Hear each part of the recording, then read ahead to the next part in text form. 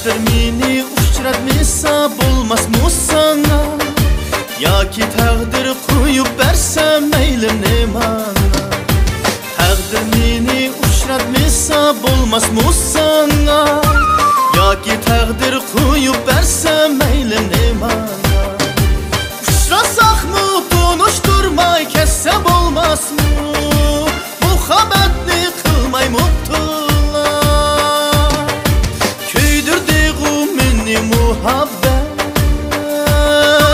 suydirdi-ku meni muhabbat.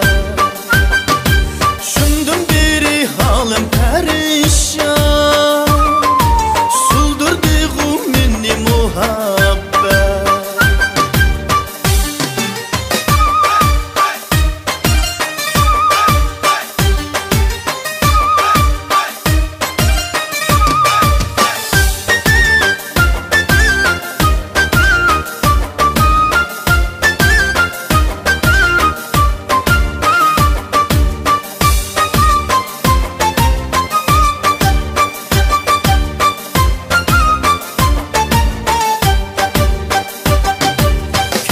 Nurluq çolpanmu ya hislar dolquni, yaşlığımның məş'ilidir mənzin yalquni.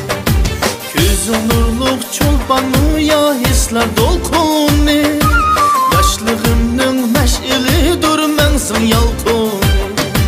Söyməsənla məni sənla tinçiməz fəqət, yürüyümның xanlıq şalquni.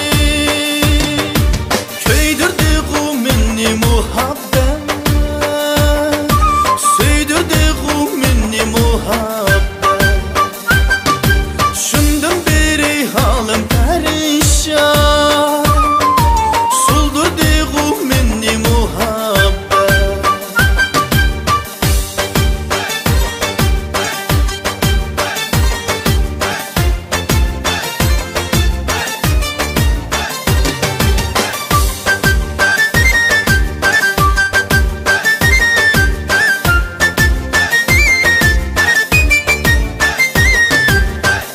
Her çaq aman qılsın altın beşini, yaydaymikin əgilmeydu qələm teşini.